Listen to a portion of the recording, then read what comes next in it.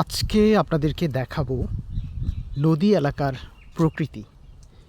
বিশেষ করে নদী তীরবর্তী জায়গাগুলো কতটা সুন্দর হয় সেটা যাদের বাড়ি নদীর কাছে বা পানি এলাকাতে নেই তারা কখনোই বুঝতে পারবেন না। এই যে আমি বরিশালের কাজিরহাট এলাকার একটি নদীর সামনে দাঁড়িয়ে আছি।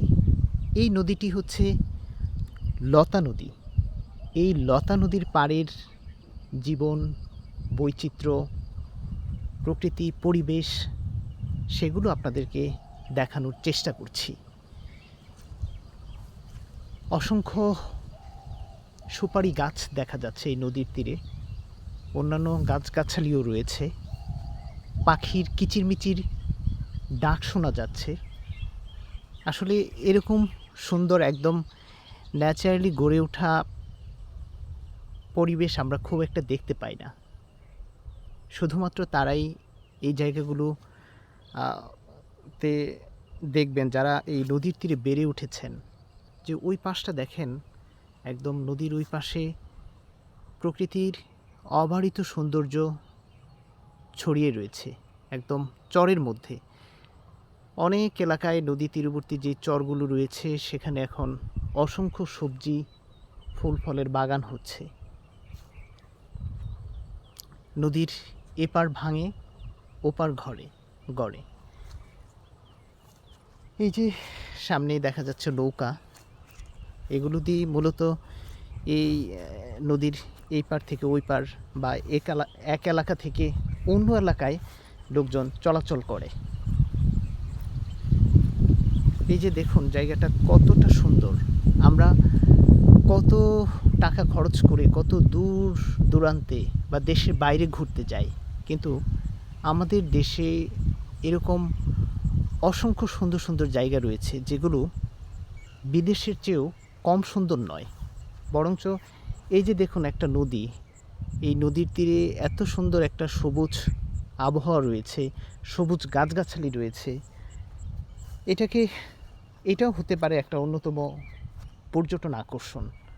আমরা হয়তো আমাদের এই সুন্দর জায়গাগুলো বা এই সুন্দর পরিবেশগুলোকে সুরক্ষিত রাখি না।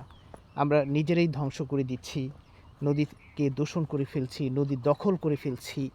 কিন্তু আমাদের দেশের প্রত্যেকটি নদীই হচ্ছে এক একটি সম্পদ, এবং দেশের ব্যবসা বাণিজ্যের বড় একটা অংশ জুড়ে রয়েছে এই নদ নদী।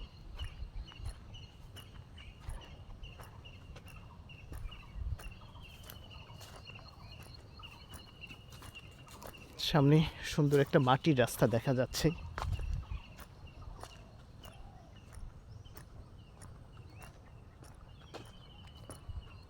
নদীর ধারে ঘরবাড়ি খুব একটা দেখা যাচ্ছে না, কারণ নদী তো ভাঙে, এই জন্য মানুষ হচ্ছে ঘরবাড়ি একটু দূরেই তৈরি করে থাকে। সামনে 2-3টি নৌকা দেখা যাচ্ছে, এখানে বাধা আছে।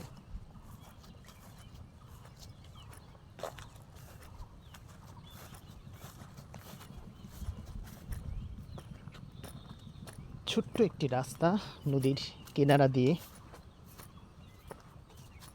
চলে গিয়েছে। এই পাশটায় বিভিন্ন ধরনের গাছগাছালি দেখা যাচ্ছে। এখানে একটা বেল গাছ দেখা যাচ্ছে।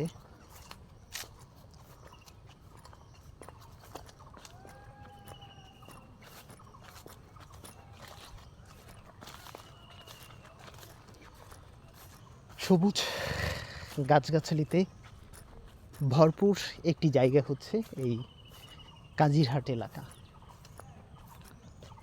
দেখুন এই জায়গাটা হচ্ছে একদম অনিন্দ্য সুন্দর একটি জায়গা। আকাশে এই যে কতগুলো বক উড়ে যাচ্ছে। আসলে বাহারি রকমের পাখি দেখা যায় এই নদী তীরবর্তী জায়গাগুলোতে।